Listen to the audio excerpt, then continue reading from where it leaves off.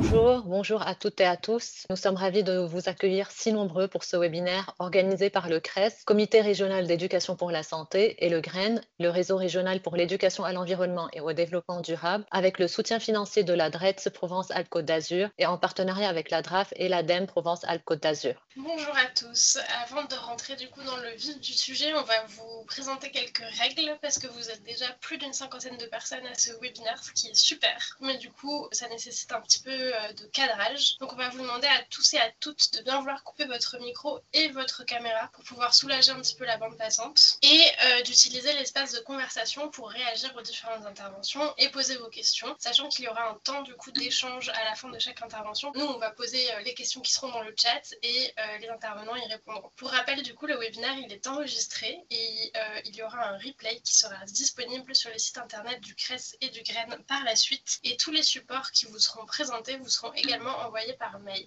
Alors, ce webinaire, du coup, il est réalisé dans le cadre du programme Mieux manger pour tous. Il s'inscrit du coup dans un cycle de 2 webinaires. Le second, il sera organisé le 2 octobre 2025 de 14h à 16h sur la thématique comment concilier les 4 enjeux de l'alimentation durable, donc enjeux nutritionnels, environnemental, socio-économiques et socio-culturels chez les personnes en situation de précarité.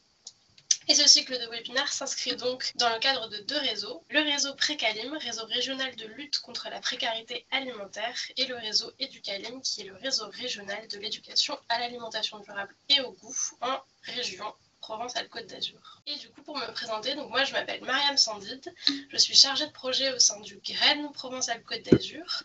Le GREN, c'est le réseau régional d'éducation à l'environnement et au développement durable, et il a pour objectif la promotion et le développement de l'éducation à l'environnement à travers à la fois l'animation de réseau, la professionnalisation des acteurs et la diffusion de l'information. Et je vais passer du coup la main à Hélène.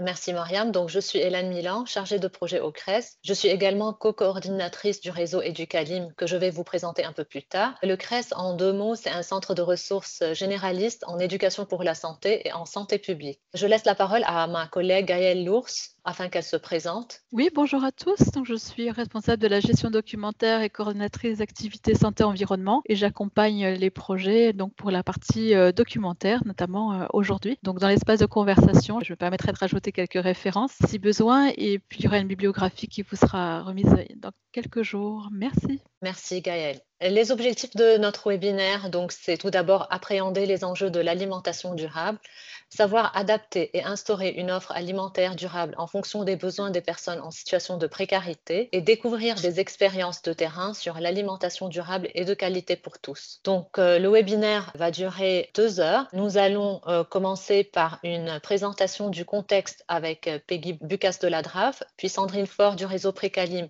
interviendra pour parler du réseau Précalim et du programme Mieux manger pour tous. Avec Mariam, nous allons par la suite présenter le réseau Éducalim et quelques définitions. Nicole Darmon de l'INRAE prendra la parole pour présenter des constats sur les inégalités sociales face à une alimentation saine et durable. Elle évoquera aussi les freins identifiés et les leviers d'action possibles. Nous enchaînons ensuite avec 2 retours d'expérience. Le premier sera réalisé par David Siribino des banques alimentaires du Var, accompagné de Johan Bucas et Oriane Dubos de Action contre la faim. Ils vont présenter l'enquête sur l'optimisation de la distribution de fruits et de légumes de qualité au sein des 5 banques alimentaires de la région PACA. Pour le deuxième retour d'expérience, Laurent Perica du PAT Pays de Fayence interviendra avec Christian Berzan du relais Solidarité du Pays de Fayence, Aurélie Dumartin et Patrick Auroux de l'association La Campadou Tiers-Lieur Nourricier. Ils vont nous présenter le programme Mieux manger pour et par tous en Pays de Fayence. Nous allons maintenant vous présenter le contexte général de l'alimentation durable en Provence-Alpes-Côte d'Azur. Donc, je laisse la parole à Peggy Bucas, qui est chargée de mission pôle politique de l'alimentation à la DRAF Provence-Alpes-Côte d'Azur. Oui, bonjour à toutes et à tous. Merci Hélène. On s'était dit que pour commencer ce webinaire, c'était peut-être bien quand même de bien rappeler dans quel cadre nous au niveau régional et du coup aussi sur quel grand schéma on s'appuie au niveau national pour pouvoir porter le sujet de l'alimentation durable. J'ai la lourde tâche en 5 minutes d'essayer de vous présenter ce panorama. Il y a actuellement au niveau national une démarche qui a été lancée depuis plusieurs années et qui va enfin pouvoir voir le jour dans les mois à venir après avoir été longuement débattue au sein des différents ministères concernés et également mis à la consultation du grand public, mais aussi des différents conseils nationaux thématiques qui viennent aider le gouvernement à définir des stratégies et des politiques adéquates par rapport aux besoins, et va venir se mettre en place la stratégie nationale alimentation, nutrition, climat, qu'on appelle déjà de son petit nom la SNANC, qui en fait va nous permettre de pouvoir avoir une politique de l'alimentation interministérielle, ce qui jusque-là en fait on fonctionnait comme beaucoup de monde en silo, et il y a vraiment un objectif de pouvoir décloisonner l'approche de cette thématique alimentation durable, puisque les constats font bien mettre en avant le fait que c'est une vraie approche systémique qu'il faut avoir sur le sujet de l'alimentation et de l'alimentation durable, et on constate qu'il y a des enjeux qui sont croisés et qui sont en interrelation, notamment en termes de santé, ça veut dire quoi? Pouvoir avoir un impact sur sa santé en termes d'alimentation, mais aussi des enjeux sociaux, sur notamment la question de quelles sont les personnes qui vont avoir un accès compliqué, difficile, voire être en insécurité alimentaire dans notre pays. Il y a également, au-delà de ces enjeux de lutte contre la précarité alimentaire, des enjeux à croiser actuellement de plus en plus prégnants sur la question de l'impact environnemental de toutes les activités liées à l'alimentation et à sa production. Et puis enfin, il y a des enjeux qu'on appelle maintenant de souveraineté alimentaire, puisque avec toutes les crises multidimensionnelles qui émergent entre la crise du Covid, les guerres, il y a une vraie réflexion autour de la nécessité d'avoir un territoire et des territoires les plus résilients. Donc tous ces enjeux ont fait en sorte que, à travers cette stratégie à venir, on puisse ensuite les porter d'une manière beaucoup plus efficace, parce que dans une vision transversale en interministérielle. Donc cette stratégie, elle s'appuie sur des programmes qui étaient déjà existants, mais qui vont pouvoir être encore plus efficaces sur le terrain et sur lesquels nous on s'appuie. Donc le programme national pour l'alimentation, le PNA, et puis le PNNS, Programme national nutrition santé, qui est lui porté par les agences régionales de santé, alors que le PNA est porté plus par nous les DRAF, et donc spécifiquement au sein des pôles politiques de l'alimentation dont je fais partie. Donc en fait, nous, au niveau régional, cette approche interministérielle qui est souhaitée actuellement, on l'avait déjà à l'échelle régionale entre nos différentes institutions depuis 2019, où on avait fait le constat que pour être plus efficace avec les moyens somme toute assez limitée qu'on avait, il y avait une nécessité de travailler en synergie.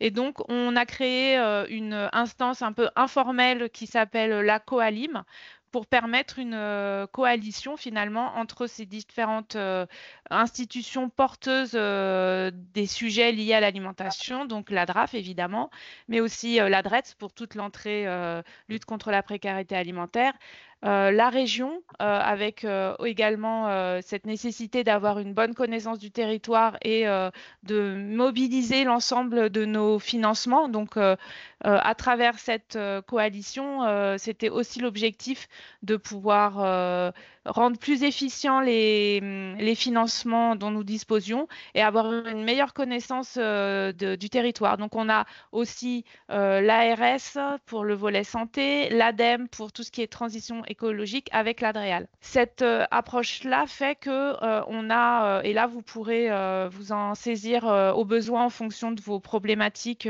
sur vos projets. On vous met à disposition également les différentes personnes ressources qui, au sein de ces structures, peuvent porter ces différents sujets. Pour pouvoir porter ces différentes thématiques transversales, la Coalim a considéré qu'il y avait un gros enjeu d'animation des acteurs sur les territoires, et donc pour diffuser et travailler sur les territoires avec les acteurs sur les différentes thématiques de l'alimentation durable et notamment du Programme national de l'alimentation, des réseaux régionaux ont été mis en place. Donc un qui est le plus récent. On commence par lui, c'est celui qui nous concerne beaucoup aujourd'hui, c'est le réseau précarité alimentaire qui a fait récemment sa journée annuelle et donc qui va permettre maintenant de pouvoir vraiment faciliter l'animation de tous les acteurs autour de cette thématique. Il y a également un réseau plus ancien qui est le réseau de lutte contre le gaspillage alimentaire avec donc son nom, Régalim, qui là encore peut être une ressource pour vous si vous travaillez autour de ces sujets-là. Il y a une animatrice, il y a de la réflexion depuis des années qui a été menée, donc aussi des appuis méthodologiques possibles. Et puis enfin, donc Hélène va le présenter plus en détail, le réseau Educalim qui aussi est un réseau qui permet d'appuyer sur tout ce qui est éducation à l'alimentation et au goût. Et on a un réseau régional puisque en fait, toutes ces actions sur les territoires, elles sont portées majoritairement par des acteurs. Un outil pour nous qui est un outil puissant d'action sur les territoires, ce sont les projets alimentaires territoriaux qui donc disposent d'un réseau régional animé par la région. Avec l'appui évidemment de la Coalim très impliquée. Et à travers ces différents leviers, on fait en sorte de pouvoir être le plus efficace possible sur le territoire et venir en appui aux acteurs. Donc, si vous avez besoin d'éléments complémentaires, d'informations, de ressources, vous pouvez aussi faire appel aux plateformes collaboratives qui sont associées à ces différents réseaux. Vous avez les liens des personnes ressources qui sont notés en dessous. Donc, pour juste rappeler, au cas où certains ne savent pas ce qu'est un projet alimentaire territorial, donc sur la région PACA, ces outils-là, on en a 29 qui permettent de couvrir pas la totalité, mais une grande majorité du territoire. Ils ont vocation à avoir cette approche très transversale du sujet de l'alimentation et du système alimentaire dans son ensemble. Et parmi l'ensemble des actions qu'ils doivent pouvoir porter, donc de la production à la transformation, la distribution, la consommation de l'alimentation, il y a un volet justice sociale qui est porté par eux. Donc, vous pouvez peut-être, ça peut être judicieux si vous n'êtes pas encore en lien avec ces animateurs de territoire, de pouvoir vous mettre en lien avec eux et de voir de quelle manière ça peut aider en fait vos projets à peut-être être démultipliés ou venir aussi alimenter en réflexion ces PAT. Donc là encore, on vous a transmis les coordonnées de l'ensemble des animateurs et on vous les donnera sous format plus lisible dans les ressources à l'issue du diaporama. Voilà, je vous remercie. C'était un panorama très rapide. Je laisse la parole au suivant. Merci beaucoup pour ce panorama et vous avez également les liens des différents réseaux dans la conversation. On va maintenant passer la parole à Sandrine Faure qui est chargée de mission appui animation du réseau Précalim pour la DRETS. Et donc Sandrine va vous présenter le réseau Précalim et évoquer également le programme Mieux manger pour tous. Oui, bonjour à tous. Je vais essayer d'aller aussi vite que Peggy. Donc, pour la première diapo, le réseau Précalim, comme Peggy vous l'a annoncé, c'est un réseau qui est tout naissant. Il a 1 année et demie d'existence et il vient de se doter tout juste là d'une identité visuelle qui a été présentée lors de la 2e journée annuelle la semaine dernière au hameau à Montrieux. Et le nom a été choisi justement en décembre dernier, tout cela par les membres du réseau. Donc, c'est un réseau qui est porté par la DRETS PACA et qui est appuyé par le COPIL, qui est composé des membres de la Coalim, notamment la DRAF, la région Sud, l'ADEME, la DRETS, et puis des membres historiques comme Action contre la faim et le département du 84. Donc, c'est un réseau qui a été impulsé suite au déploiement du programme Mieux manger pour tous en PACA. Il y avait une 50aine de projets qui étaient financés en 2023 et qui ont fait émerger la nécessité donc de se fédérer. Et il est composé aujourd'hui de 550 membres à ce jour. Il permet de rassembler, de mobiliser, de coordonner une diversité d'acteurs qui agissent donc dans la lutte contre la précarité alimentaire, des institutions, des associations, des acteurs agricoles, même si on en a très peu, des collectivités, puis des antennes de réseau. Alors, on n'a pas de feuille stratégique pour le moment, mais les objectifs du réseau sont de créer de l'interconnaissance entre les acteurs, de favoriser le partage d'initiatives, de retours d'expérience, de savoir-faire, de promouvoir des synergies d'action et de coopération et de valoriser, de mettre en lumière les actions de lutte contre la précarité alimentaire ainsi que leurs acteurs. Alors, on a plusieurs rendez-vous pour ça qui s'inscrivent dans ces objectifs. Comme Peggy l'a rappelé, on vient d'avoir notre 2e journée annuelle de rencontre des acteurs la semaine dernière.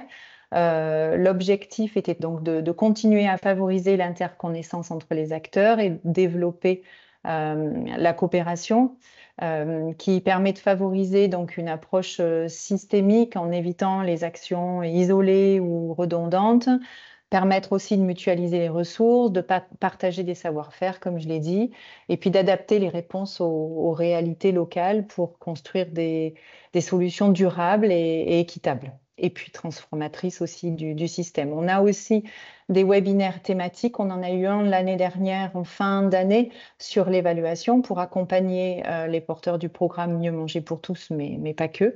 Et puis, on met en place aussi régulièrement des ateliers accélérateurs de projets. J'ai vu sur la liste des participants, là, certains en ont bénéficié. L'idée, c'est de pouvoir accompagner le dénouement de problématiques dans les projets des acteurs et de leur apporter l'aide des pairs. Donc, si vous avez une problématique que vous souhaitez, que vous avez du mal à dénouer, que vous souhaitez apporter au sein du réseau, n'hésitez pas à revenir vers moi. Et ensuite, comme Peggy l'a rapporté, nous avons aussi une page, pas une page, mais un espace collaboratif sur la plateforme Intradem.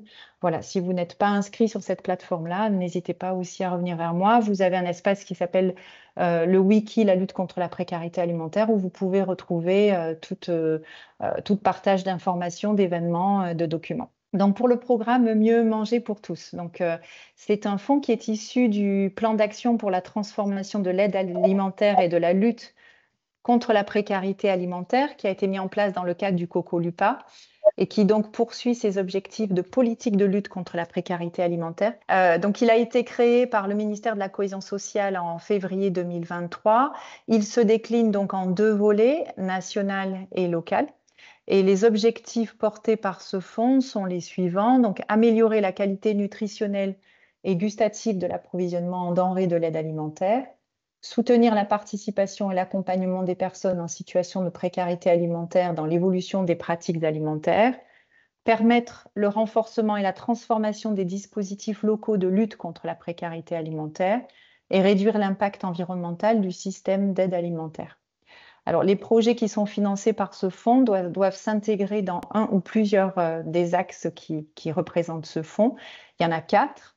L'axe 1, c'est le développement des alliances locales. L'axe 2, c'est la participation aux actions de lutte contre la précarité alimentaire au sein des projets alimentaires territoriaux, des PAT. L'axe 3, c'est le soutien aux expérimentations portant la transformation de l'organisation de la lutte contre la précarité alimentaire, comme les transferts monétaires ou l'expérimentation en matière de fourniture de paniers solidaires ou des groupements d'achat.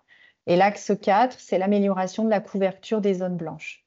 Donc, lorsque l'offre d'un territoire elle est insuffisante en commerce ou qu'il y a une inaccessibilité en raison des faibles capacités de mobilité des personnes en situation de précarité. Alors, au niveau général, au niveau global, au niveau national, c'est un programme qui, en 2023, a financé 478 projets pour 19,9 millions d'euros. En 2024, 700 projets pour 29,3 millions d'euros. Et en 2025, 555 projets pour 23,1 millions d'euros. En 2024, donc 10 millions de plus ont été répartis sur le volet local. Et à ce jour, les enveloppes, elles sont donc équilibrées. On a donc environ 80 millions au total, donc 40 millions sur le volet local et 40 millions sur le volet national. Le programme Mieux manger pour tous est destiné à progresser jusqu'en 2027 de 10 millions par an au niveau national. Certaines régions ont mis en place une animation régionale des porteurs de projets sur les 1% de l'enveloppe qui a été octroyée et qui a été autorisée pour soutenir cette dynamique. Et en PACA, donc, c'est le réseau Précalim qui est financé depuis 2023. Alors, au niveau local, au niveau de la région PACA, en 2023, nous avions 51 projets pour 1,7 million. En 2024, 62 projets pour 2,5 millions. Et en 2025, nous avons une enveloppe de 3,3 millions d'euros. Il y a 2 millions qui étaient prévus pour les CPO, les conventions pluriannuelles d'objectifs. Il y a un écart, donc 1,3 million qui a été, qui a permis de renforcer voilà, ces projets-là. Au niveau de la structure de ces projets, des 62 projets, ils se répartissent de la manière suivante. On a 7 antennes de réseau, 11 collectivités, donc des PAT, mais aussi des CCAS. On a 3 associations qui expérimentent des chèques, une association qui expérimente une caisse locale, et puis ensuite 40 projets divers d'associations locales comme des épiceries solidaires ou d'autres projets. Alors pour 2025, pour ce qui concerne le financement, on n'a pas lancé d'appel à projet puisqu'on a les ressources, en tout cas les moyens qui sont limités là en ce moment au niveau de la DRETS-PACA depuis le départ de la chargée de mission Patricia Maurice. Mais il y a un financement de gré à gré pour les projets qui peut être possible avec une remontée par les dettes. Et il y a une candidature qui est possible en démarche simplifiée et qui doit se clôturer le 15 juillet. Le financement attendu doit être au moins sur les 2 axes que je vous ai cités. Et puis, on a la possibilité cette année, on a une possibilité supplémentaire, mais qui n'était pas accordée l'année dernière et que on a fait remonter. On a la possibilité de faire financer des achats en denrées alimentaires durables.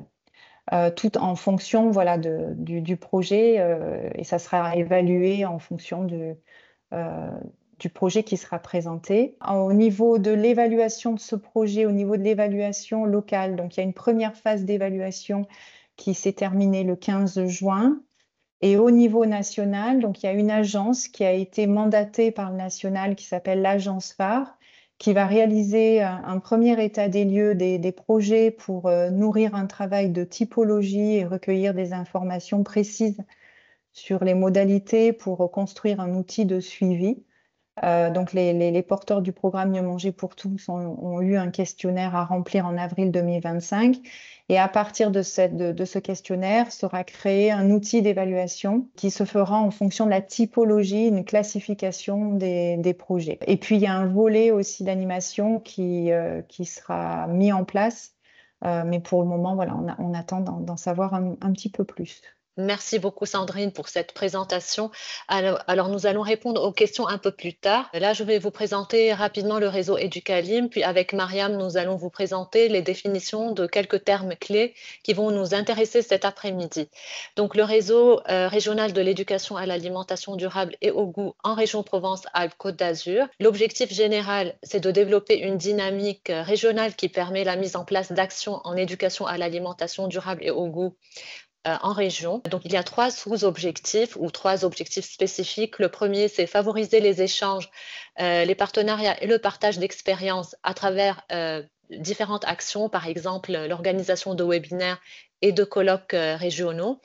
Le deuxième objectif spécifique, c'est favoriser la communication sur les actions en éducation à l'alimentation durable et au goût en région, à travers, par exemple, l'élaboration d'un répertoire des acteurs de la région qui mettent en place des actions en éducation à l'alimentation durable et au goût. Une première version a été diffusée en janvier 2025.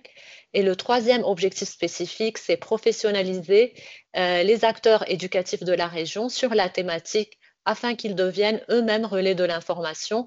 Et cet objectif s'illustre par les actions de formation que nous mettons en place tous les ans. Les prochains événements du réseau, c'est la mise à jour du répertoire des acteurs en juillet 2025, des journées de professionnalisation éduquées au goût niveau perfectionnement les 18 et 19 septembre 2025 à Marseille, un webinaire régional sur l'éducation au goût le 18 novembre 2025 et un colloque régional début 2026. Donc nous allons vous présenter quelques définitions. Je commence par l'alimentation durable.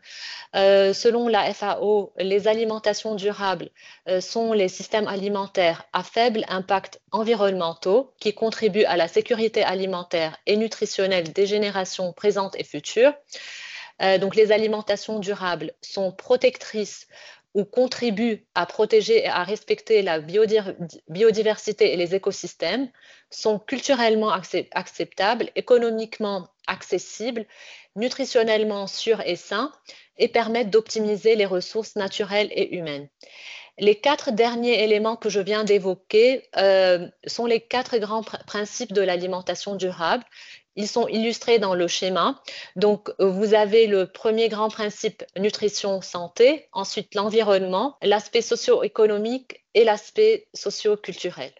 Alors du coup, moi je vais vous définir la lutte contre la précarité alimentaire. Donc cette définition, elle est issue du Code d'action sociale et des familles. Et donc la lutte contre la précarité alimentaire, c'est la manière dont on va favoriser l'accès à une alimentation sûre, diversifiée, de bonne qualité et en quantité suffisante aux personnes qui sont en situation de vulnérabilité économique ou sociale. C'est une lutte qui s'inscrit dans le respect du principe de la dignité des personnes et elle participe à la reconnaissance et au développement des capacités des personnes à agir pour elles-mêmes et dans leur environnement.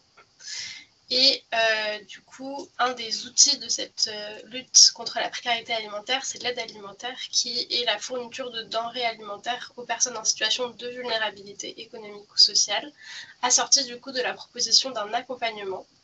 L'aide vise à répondre aux besoins en volume tout en prenant en compte dans la mesure du possible les critères de qualité des denrées alimentaires. Et c'est également défini par le Code de l'action sociale et des familles. Merci Mariam. Alors, avant de passer la parole à Nicole Darmon, nous allons prendre quelques questions.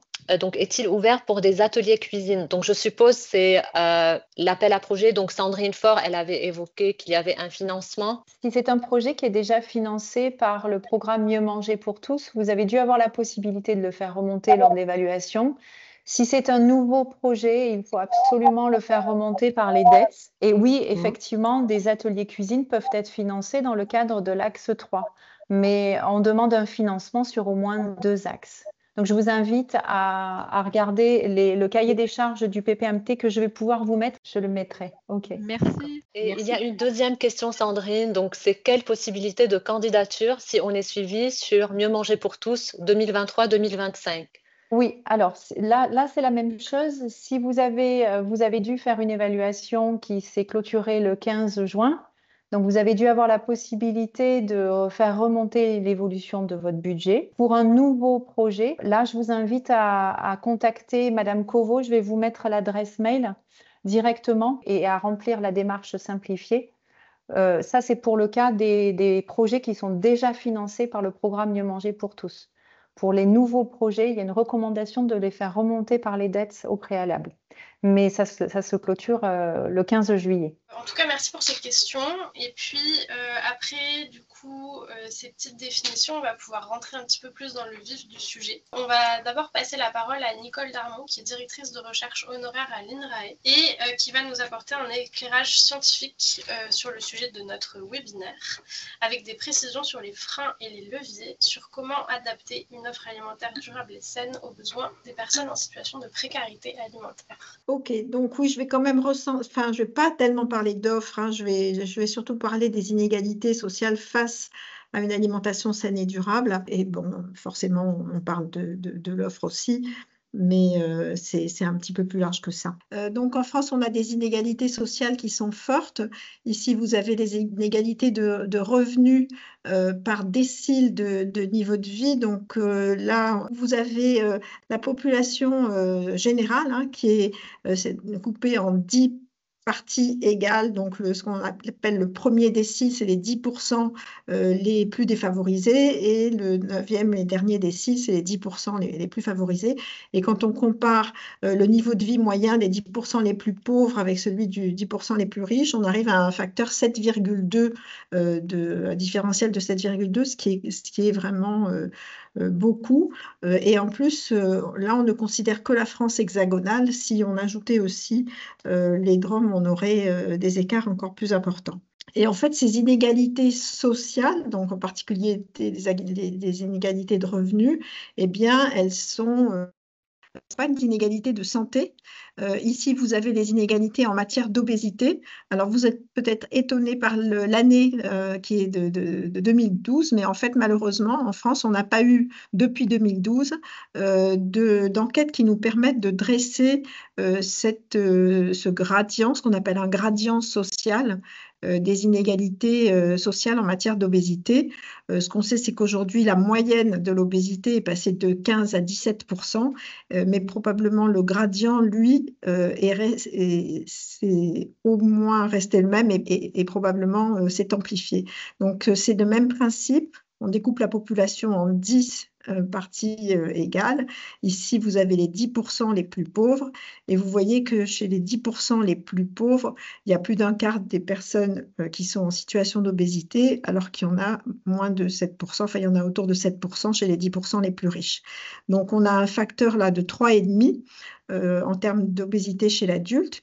Il existe aussi un gradient similaire chez l'enfant et en fait ce gradient se construit tout au long de la vie et même à partir de facteurs qui existent dès la conception et la vie in utero. Donc, à chaque fois qu'on a un gradient social sur un événement de santé ou sur une maladie, ça s'explique par l'accumulation de nombreux facteurs de risque. On ne peut pas expliquer l'obésité par un seul facteur, l'alimentation ou l'activité physique. C'est une conjonction de facteurs qui eux-mêmes sont socialement distribués. Et au final, on a ce schéma-là de relation inverse entre le revenu et le niveau d'obésité. Voilà ici sur d'autres pathologies. Là, c'est des données qui ont été compilées par l'adresse en septembre 2022. Alors, elles ne sont pas toutes de 2022, mais la compilation date de 2022. Et alors, c'est présenté légèrement différemment, mais c'est le même principe. La population générale est coupée en 10 à chaque fois. Et à chaque fois, on regarde le risque par rapport à un risque considéré le plus favorable chez les plus aisés, donc avec un risque standardisé de 1. Et on voit ce risque monter progressivement de façon assez très pentue en ce qui concerne le diabète, puisque quand on regarde pour le diabète, 10% les plus modestes développent 2,8 fois plus souvent un diabète que les 10% les plus aisés. Et vous avez ce même type de pente plus ou moins importante selon les différentes pathologies, mais il y a toujours un gradient social. Et ça veut dire qu'on n'a pas d'un côté les pauvres qui vont mal et le reste de la population qui va bien, ou au contraire les riches qui vont bien et le reste de la population qui va mal, mais c'est vraiment l'ensemble de la société qui est traversée par ces inégalités sociales de santé. C'est ça qu'on appelle le gradient social. Bon, alors là, je vais passer sur les notions d'insécurité alimentaire et de précarité alimentaire.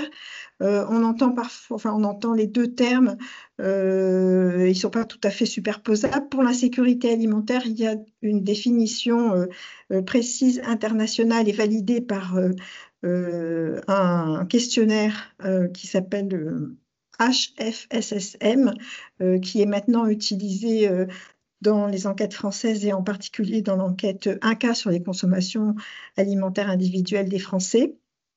La définition, en fait, c'est lorsque la disponibilité d'aliments sûrs et adéquats sur le plan nutritionnel ou la possibilité d'acquérir des aliments appropriés par des moyens socialement acceptables est limitée ou incertaine. Donc, chaque terme a un sens important, bien sûr, et notamment la notion de moyens socialement acceptables. Ça veut dire qu'en particulier, tous les gens qui doivent faire appel à l'aide alimentaire, par définition de l'insécurité alimentaire, se trouvent en situation d'insécurité alimentaire. Vous avez ici la liste des 6 questions, parce que le HFSSM existe en 18 questions originellement, mais il est possible de le décliner en 6 questions seulement et d'avoir une assez bonne approximation du niveau d'insécurité alimentaire dans un pays. La précarité alimentaire, c'est un terme qu'on va plutôt utiliser en France et qu'on va plutôt retrouver dans les textes de loi. Donc, il est repris par les associations et la société civile et on le trouve dans le langage courant. Il n'y a pas vraiment de définition officielle, en tout cas pas d'équivalent international, pas d'instrument de mesure validé, mais bon, ça recouvre à peu près les mêmes choses. Je voulais un peu mettre le point sur le fait que on sait beaucoup de choses parce que ça fait longtemps que les chercheurs, les acteurs, les politiques s'intéressent à cette question des inégalités sociales et de la précarité alimentaire. Et en même temps, il y a plein de choses qu'on ne sait pas. Par exemple, aujourd'hui, on est dans le flou complet sur le nombre vraiment de personnes en situation d'insécurité alimentaire en France. Le seul point sûr qu'on ait, c'était l'enquête, donc un cas dont je vous ai déjà parlé, menée par l'ANSES, qui a estimé à 8 millions, c'est-à-dire à 11% de personnes en situation d'insécurité alimentaire en France. Mais depuis 2015, on n'a pas eu d'enquête par un organisme officiel. En revanche, il y a eu une enquête très bien faite par le cabinet Seaways, menée en 2023 par donc, ce cabinet qui est sérieux, et donc on peut probablement leur faire confiance, mais c'est quand même assez vertigineux parce que si on en croit les chiffres de l'enquête Seaways, eh bien on aurait une multiplication par 3 du nombre de personnes en situation d'insécurité alimentaire en France en 10 ans, quoi. Pour l'aide alimentaire, c'est un peu pareil. On n'a pas. Alors là, c'est différent parce que pour l'aide alimentaire, on n'a jamais eu d'estimation sûre et fiable.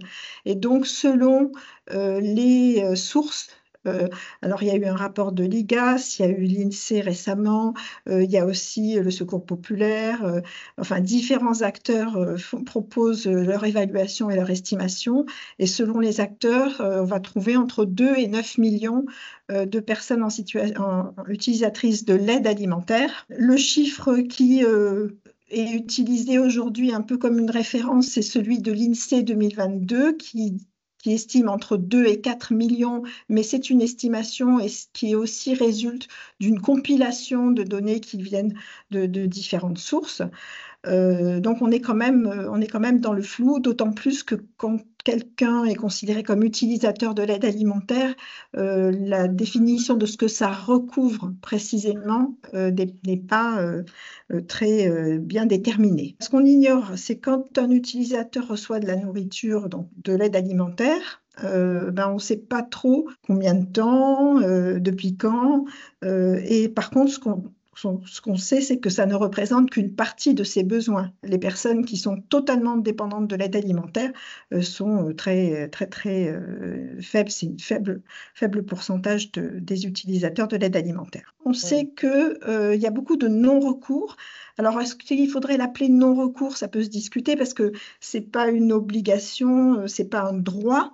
Mais en tout cas, si on considère que le non-recours, c'est être en situation d'insécurité alimentaire et ne pas percevoir d'aide alimentaire, alors différentes études nous permettent de dire qu'on a entre 50 et 80% de personnes qui n'ont pas recours à l'aide alimentaire alors qu'elles pourraient en avoir besoin.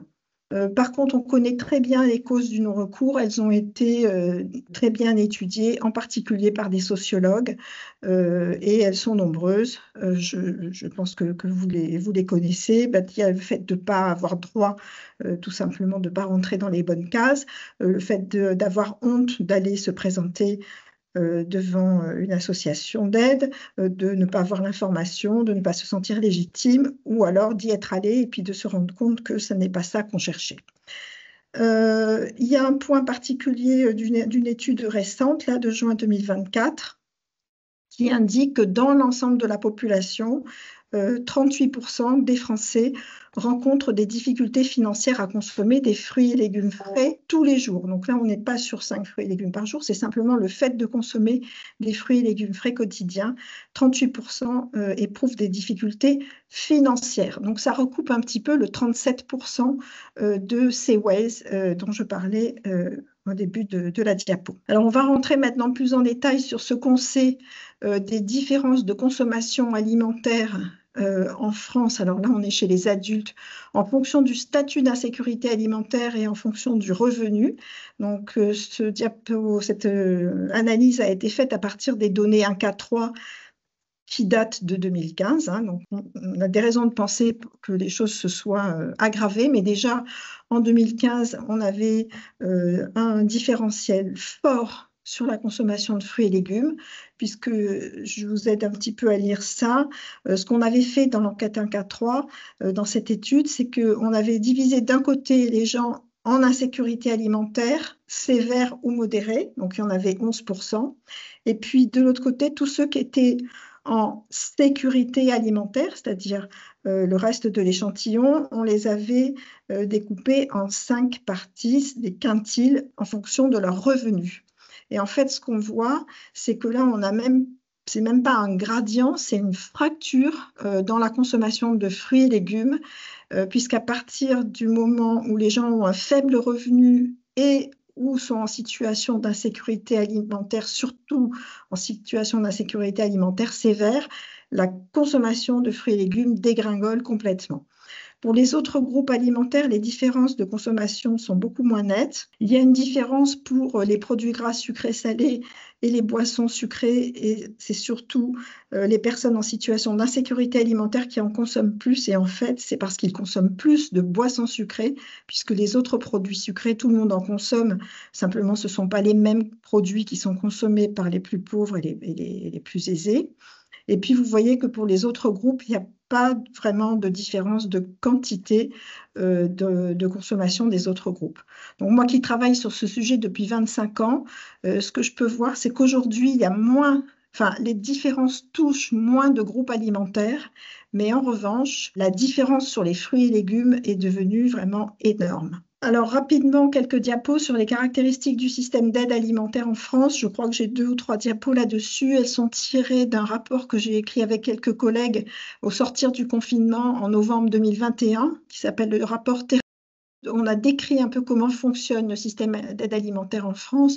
On a décrit aussi ses limites ainsi que les caractéristiques d'un dispositif qui pourrait être idéal en termes de lutte contre l'insécurité alimentaire. Donc, le système d'aide alimentaire en France, il est massivement délégué au monde associatif, principalement basé sur des dons de denrées alimentaires, dépendant de subventions, dépendant du gaspillage, puisque forcément, s'il y a des dons, c'est qu'il y a eu des aliments qui ont été donnés au lieu d'être gaspillés, et il est dépendant du bénévolat. Donc ça, vous le savez, on va passer à la diapo d'après. Ce qu'on a mis en évidence dans le rapport Terra Nova, donc des choses qui étaient connues, d'autres un peu moins connues ou bien connues mais pas tellement dites au grand jour. Là, il y a eu vraiment une prise de conscience, et je pense que évidemment la période Covid avec la grande précarité dans laquelle ont été jetées certaines personnes à cette occasion a un peu ouvert les yeux à beaucoup de monde, et donc en particulier donc sur les limites du système d'aide alimentaire en France. On sait qu'il y a des inégalités d'accès, il y a des zones qui sont appelées blanches parce que l'alimentaire n'y est pas présente. Les critères d'accès sont hétérogènes puisque chaque association en fait, fait comme elle peut et comme elle considère être juste, et ce n'est pas les mêmes critères pour tout le monde. Il peut y avoir des problèmes de droits humains parce que dans certains endroits, il y a une absence de choix ou un choix limité. De toute façon, il y a une relation asymétrique entre celui qui donne et celui qui reçoit, qui peut mettre à mal l'estime de soi, ce qui fait que certaines personnes n'ont pas envie d'y aller, ou en tout cas n'ont pas envie d'y retourner quand elles s'y sont pas senties à l'aise.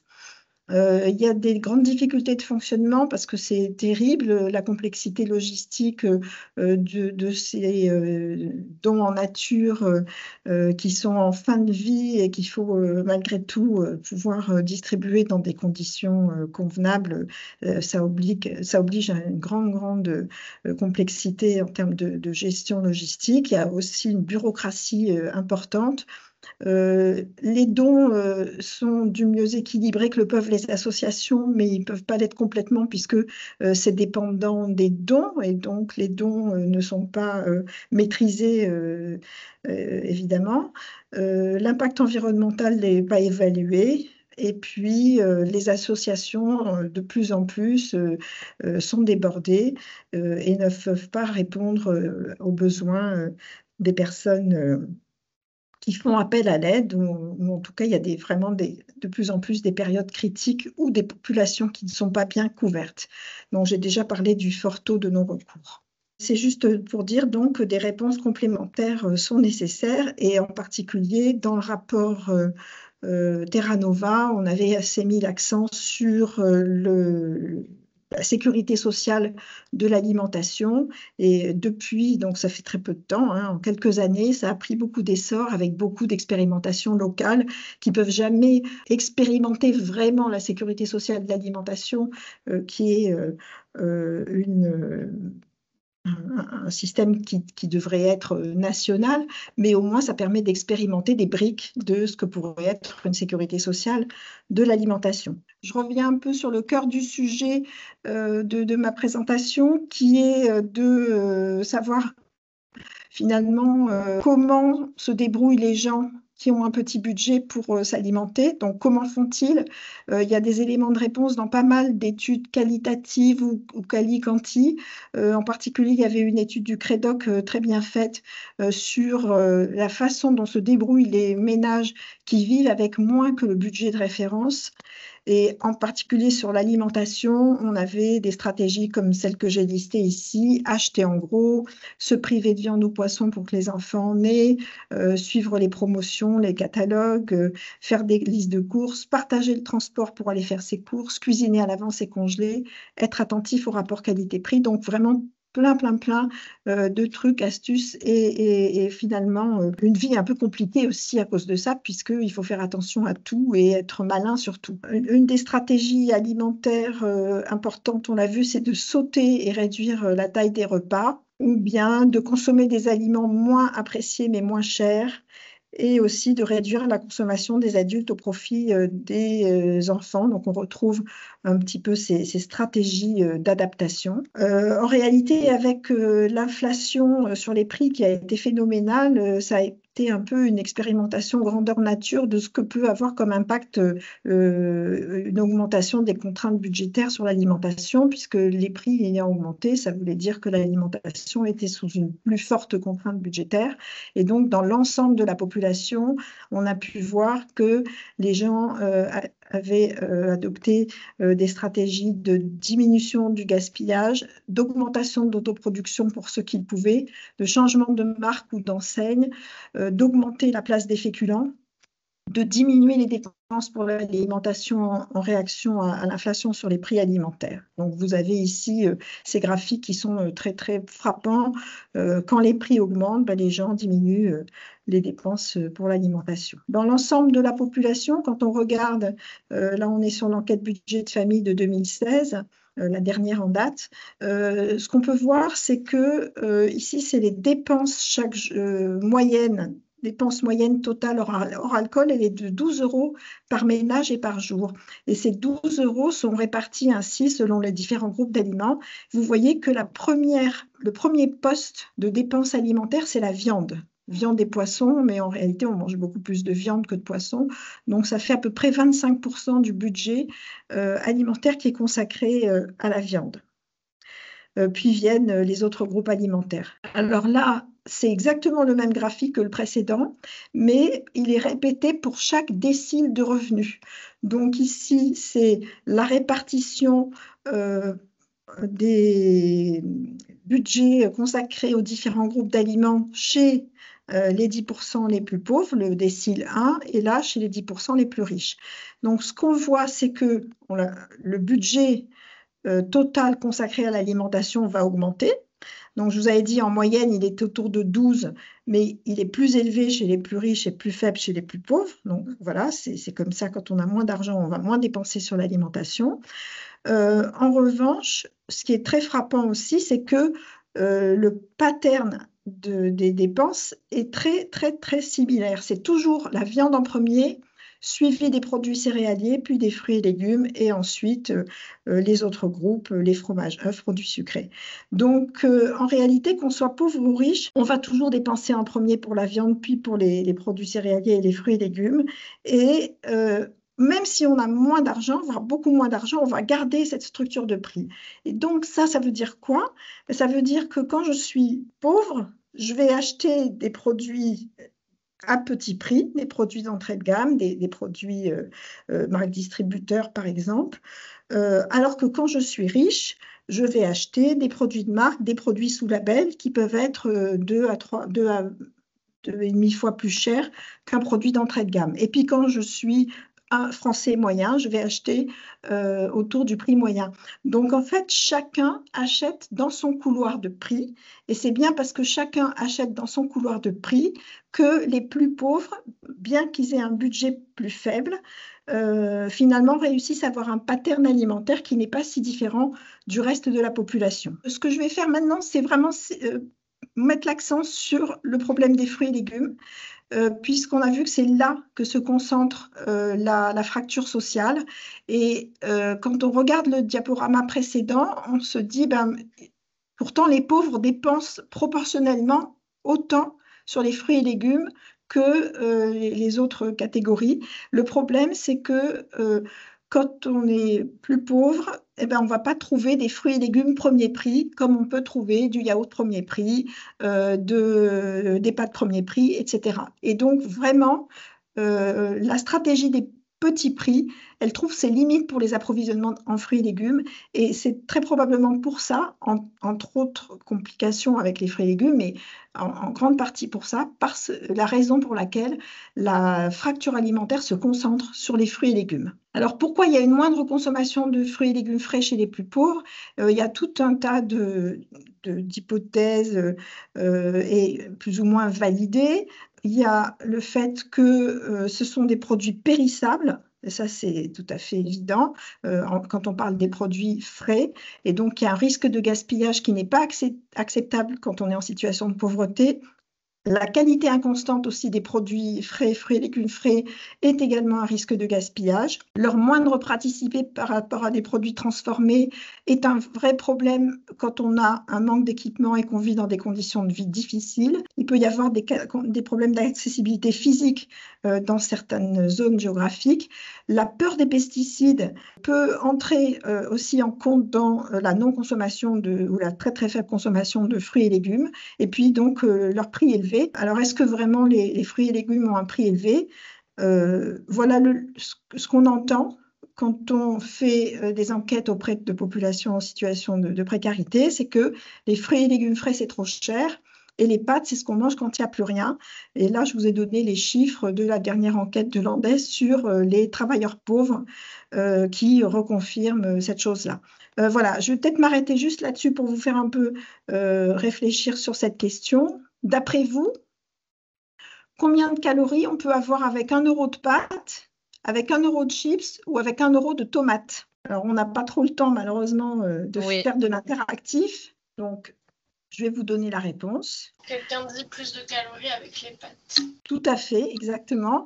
Et donc, ce n'est pas étonnant que les gens, en fait, quand ils sont en situation de précarité ou quand ils ont des contraintes financières qui s'accroissent, ils vont de plus en plus se tourner vers les féculents. Malheureusement, qui sont généralement les féculents raffinés, puisque avec 1 euro de pâtes, on peut avoir 2000 kilocalories, et ça, c'est le besoin journalier énergétique moyen d'un adulte. Avec 1 euro de chips, on peut avoir 800 kilocalories, et ça, c'est l'apport énergétique moyen d'un repas. Et avec 1 kilo de tomates, on peut avoir 80 kilocalories, et ça, c'est 4% du besoin journalier énergétique moyen. Donc, ça explique quand même beaucoup de choses et sur le fait que la fracture se concentre beaucoup sur les fruits et légumes, en plus de toutes les raisons que je donnais tout à l'heure de périssabilité notamment. Et donc, il est très important, puisque la fracture se concentre sur les fruits et légumes essentiellement, et qu'on voit qu'il y a une bonne partie qui est expliquée par le prix, je pense qu'il faut vraiment revaloriser des fruits et légumes qui sont abordables, et en particulier des fruits et légumes transformés en conserve, surgelés. Bien sûr, les légumes en saison, mais ça, tout le monde le fait, donc je me pose pas j'ai pas trop d'inquiétude là-dessus. Par contre, je sais qu'il y a de plus en plus une peur sur les produits en conserve, par exemple, qui est totalement infondée, qui n'a pas de raison d'être sur le plan nutritionnel, puisque la qualité des légumes en conserve ou surgelés est identique, sinon meilleure, à celle des produits frais. Voilà. Quand on regarde sur ce graphique-là, quand on pose le coût des calories apportées par les différentes catégories d'aliments, ça montre un peu pourquoi, quand on est pauvre, on va plutôt aller s'orienter vers des produits céréaliers, voire des produits sucrés. Mais ça montre aussi qu'il y a des solutions, donc ça c'est les flèches d'après, je pense, pour réorienter son alimentation, pour aller vers une alimentation plus équilibrée. Donc, en fait, partant de ce constat que les fruits et légumes sont des sources chères de calories, mais aussi la viande, eh bien, en fait, on voit qu'il va falloir une des façons d'aller vers une alimentation plus durable et plus saine avec un petit budget, c'est de baisser les dépenses pour la viande, d'aller plus vers les fruits et légumes qui sont tous deux des groupes chers, de ne pas oublier les produits laitiers, les œufs qui sont vraiment des aliments de bonne qualité nutritionnelle, de bon prix et aussi moins impactants sur le plan environnemental. Et puis, au sein des produits végétaux qui sont moins chers, eh bien, aller choisir les meilleurs, donc préférer les produits complets aux produits céréaliers raffinés. Donc, ça veut dire qu'il faut végétaliser intelligemment son alimentation. Donc, cette dernière diapo, c'était un peu les 4 leviers qu'on a identifiés pour avoir une alimentation plus saine et plus durable avec un petit budget. Les 3 premiers leviers, les gens le font déjà. Et ce qui est important, c'est de valoriser ce qu'ils font, de ne pas les culpabiliser inutilement. Ne pas gaspiller, c'est très bien, il faut le valoriser. Éviter les aliments chers dans leur catégorie, ben oui, on n'a pas besoin de manger des framboises ou des asperges pour avoir une alimentation équilibrée, même si ça fait plaisir. Et donc, c'est pas grave de ne pas en consommer. Acheter un aliment donné à un faible prix, les gens le font déjà, mais le problème, c'est qu'ils le font avec un sentiment de culpabilité, voire de honte, alors que ça ne pose généralement aucun problème. Les produits de marque, il n'y a aucune preuve qui puisse démontrer qu'ils sont de meilleure qualité nutritionnelle que le même aliment acheté en entrée de gamme ou en marque distributeur. Et puis, le 4e levier, c'est un peu le plus difficile à actionner parce que ça implique un changement de représentation vis-à-vis de l'alimentation, mais c'est un levier extrêmement important, c'est la végétalisation, mais une bonne végétalisation. Il ne s'agit pas d'enlever la viande pour la remplacer par des pâtes ordinaires. On n'aura pas gagné quoi que ce soit en termes de nutrition quand on fait ça. Donc, le message, c'est valoriser ce que font les gens et les accompagner vers d'autres changements. Et puis, là, je vais m'arrêter là, Hélène. On a une question dans le chat. A-t-on évalué aussi si le manque d'informations sur l'équilibre alimentaire bénéfique à la santé des publics précaires par rapport aux catégories socio-professionnelles plus élevées influe sur les choix alimentaires ? Alors donc, comme on voit que le principal différentiel porte sur les fruits et légumes, c'est intéressant de savoir est-ce que le message 5 fruits et légumes est bien passé, le message du PNNS. Et en fait, on sait qu'il a très bien diffusé dans toutes les strates de la société et les personnes. Alors, je ne sais plus, il y a eu des études de Santé publique France là-dessus, mais je crois que c'est la majorité des Français et pratiquement sans distinction de classe sociale qui connaissent ce message. Bon, merci Nicole. Nous allons maintenant nous pencher sur des retours d'expérience. Pour le premier retour d'expérience, nous laissons la parole à David Siribino, coordinateur alimentation durable pour les banques alimentaires région Sud PACA, Johan Bucas, adjoint chargé de projet pôle ressources, et Oriane Dubos, assistante chargée de projet au sein du pôle ressources à action contre la faim. Dans un premier temps, David va nous parler des banques alimentaires, puis avec Johan et Oriane, ils vont nous présenter l'enquête réalisée sur l'optimisation de distribution des fruits et des légumes aux personnes en situation de précarité alimentaire. Bonjour à toutes et à tous. Je suis David Siribino, je suis coordinateur alimentation durable pour les banques alimentaires de la région Sud PACA dans le cadre du programme Mieux manger pour tous.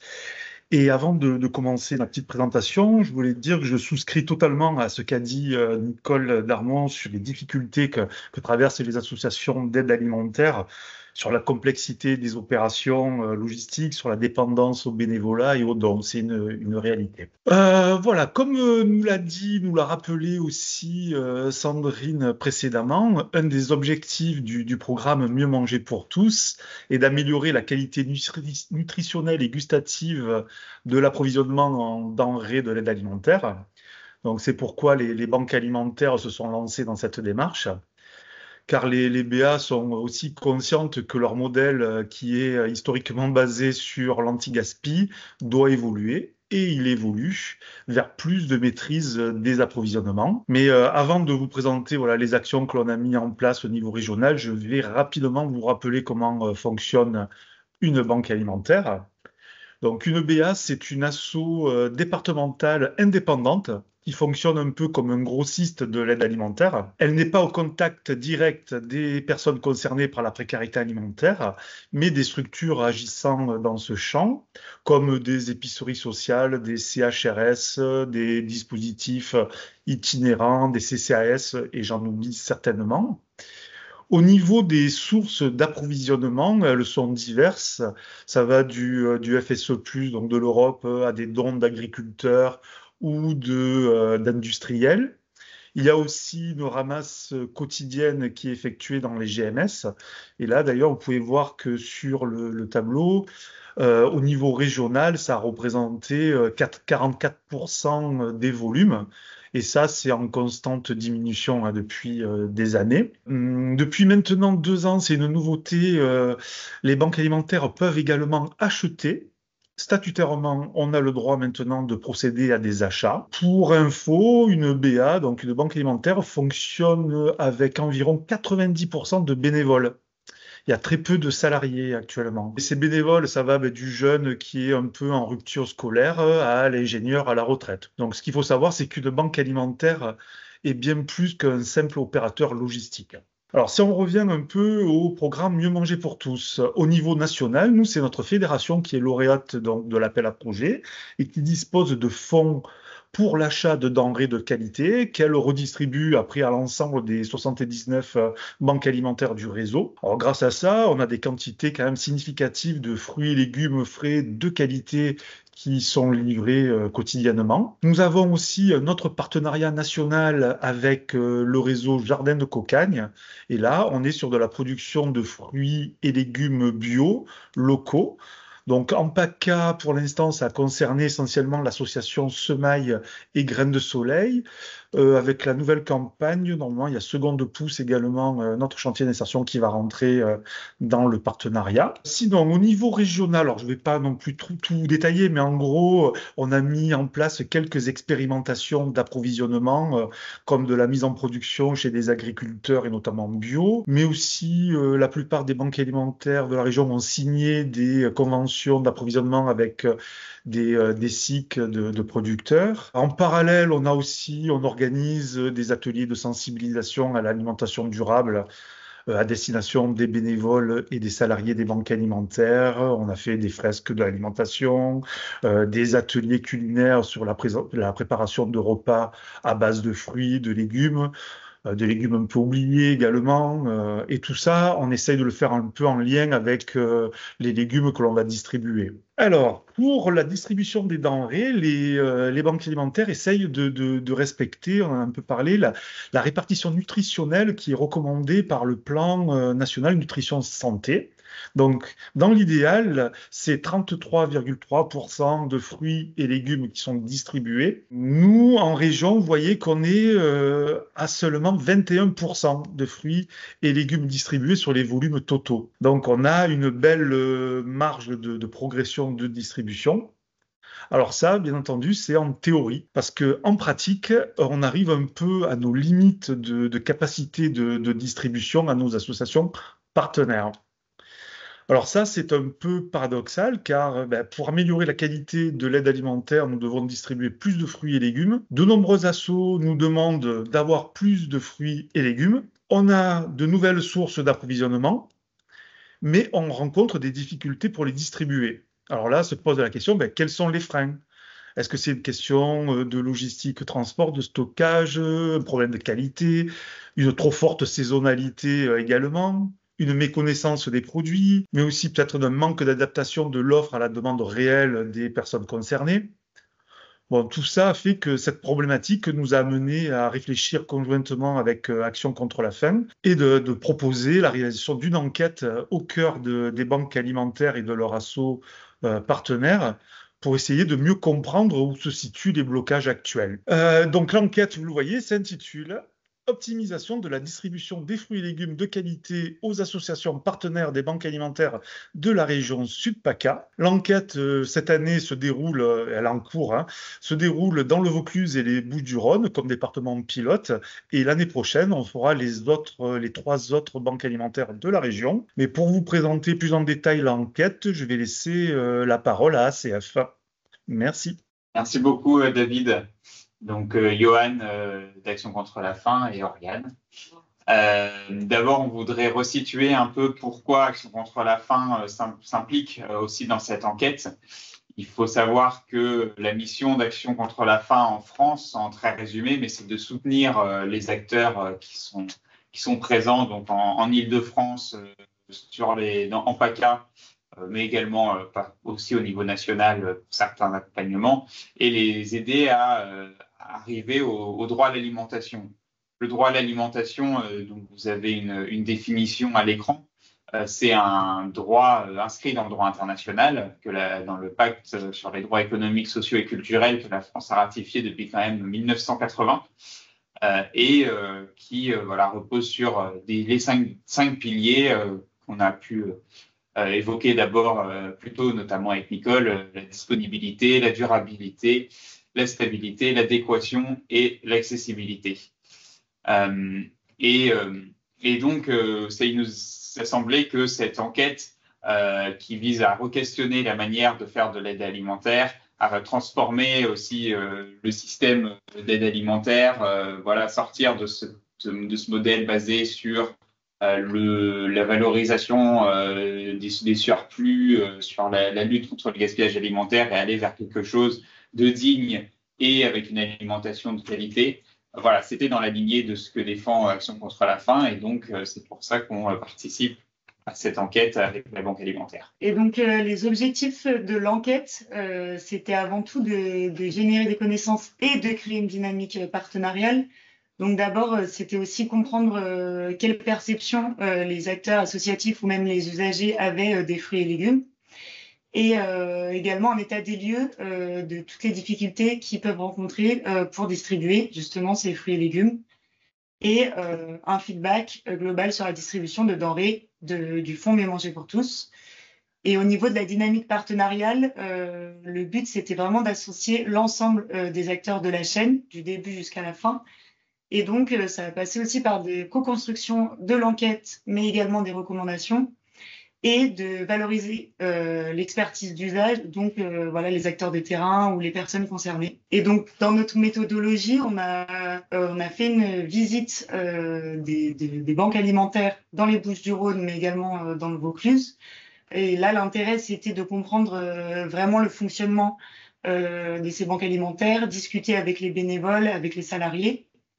Et par la suite, on a eu l'occasion de faire des ateliers de co-construction, des questionnaires qu'on a fait ensuite passer dans les structures, mais on les a co-construits ensemble pour les personnes qui étaient présentes, donc les responsables d'associations qui étaient présents. Et donc ça nous a donné des questionnaires quantitatifs à l'attention des structures, mais également des usagers. Et pour aller plus loin, on a mis en place des questionnaires qualitatifs, également pour les structures et les usagers. Et le but, c'était d'explorer plus en profondeur les enjeux et les difficultés auxquels ils font face, et de pouvoir interroger du début jusqu'à la fin de la chaîne pour comprendre ce qui est dynamique en jeu. Donc là, c'est une frise chronologique pour essayer de mieux comprendre la temporalité. On a commencé en mars 2025 avec un état des lieux des données existantes. Aussi, en mars 2025, on a eu l'occasion de faire les immersions dans les banques alimentaires des Bouches-du-Rhône et du Vaucluse. On a eu une première version de la méthodologie qui a suivi. Les ateliers de co-construction qui ont eu lieu le 15 avril dans les Bouches-du-Rhône et le 7 avril dans le Vaucluse. Et donc là, entre mai et juillet, donc actuellement, on est dans la collecte de données quantitatives et qualitatives que ce soit dans les Bouches-du-Rhône ou dans le Vaucluse. Et donc cet été, en septembre, on sera par la suite sur l'analyse de données avec par la suite, du coup, l'atelier de restitution des résultats et de co-construction et de recommandation, du coup, avec les partenaires des banques alimentaires, avec ensuite une diffusion des résultats en novembre-décembre et le rapport financier et l'évaluation à fin décembre 2025. J'en profite pour dire, il y a beaucoup de monde dans cette visio, que si vous êtes partenaire de la banque alimentaire dans les Bouches-du-Rhône ou le Vaucluse, vous avez été sollicité pour répondre à un questionnaire dans le cadre de cette enquête. N'hésitez pas à participer, ça vous permettra d'avoir les résultats les plus fins possibles. C'est un questionnaire du coup quanti qui prend une dizaine de minutes. Pour l'instant, on est en plein dedans dans cette collecte de données. On n'a pas encore commencé la collecte de données auprès des usagers et usagères, mais ça va venir. Et on peut déjà vous présenter quelques premiers résultats qui sont à prendre avec, voilà, qui ne sont pas définitifs. C'est ce qui ressort des premières personnes qui ont répondu. Donc, il va y avoir d'autres réponses, c'est des résultats qui sont amenés à évoluer et puis ils vont être enrichis aussi par le reste des entretiens, des questionnaires qu'on va faire passer notamment aux usagers et usagères. Ce qu'on constate, c'est que globalement, il y a 70% des associations partenaires qui prennent des fruits et des légumes à la banque alimentaire. Pour ces associations-là, la banque alimentaire est la première source d'approvisionnement pour des fruits et légumes frais. Il reste que donc 30% des associations ne prennent pas de fruits et légumes frais, donc c'est quand même un gros tiers, un tiers parmi celles qui ont répondu qui voilà, ne sont pas intéressés par cette offre-là. Donc, c'est questionnant et c'est à aller explorer. L'impact du Fonds Mieux Manger pour tous, en revanche, est extrêmement perçu parce que parmi ces associations qui prennent des fruits et légumes frais, c'est assez unanime qu'il y a un constat d'amélioration de la qualité. Donc, ça a permis ces achats de justement sortir des fruits et légumes à retrier, des fruits et légumes voilà, qui se périment très rapidement, qui sont rapidement plus consommables. Là, on est sur des fruits et légumes avec le Fonds Mieux Manger pour tous qui sont de qualité, qui se conservent aussi dans la durée. Et ça permet non seulement de proposer quelque chose de plus digne, mais aussi ça apaise les relations, que ce soit entre les usagers et les assos, et aussi entre les assos et la BA. On est sur quelque chose qui a un impact sur l'ensemble du système parce que on est dans quelque chose tout simplement de plus humain. Maintenant, si on se penche sur les difficultés que peuvent rencontrer les associations quand il s'agit de distribuer des fruits et légumes, il y a quelque chose qui ressort, c'est que 58% des associations ne disposent pas d'espace de stockage réfrigéré.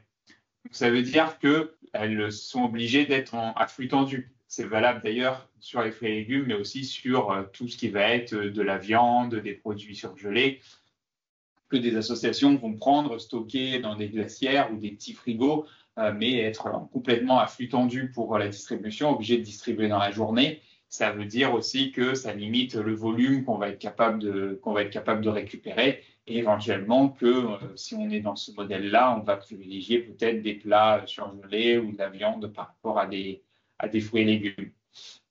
D'une manière générale, on interroge la logistique dans cette enquête. Et effectivement, c'est un sujet, ça ressort aussi des entretiens quali qu'on fait, voilà, qui poussent certaines associations à faire le choix de ne pas distribuer de fruits et légumes.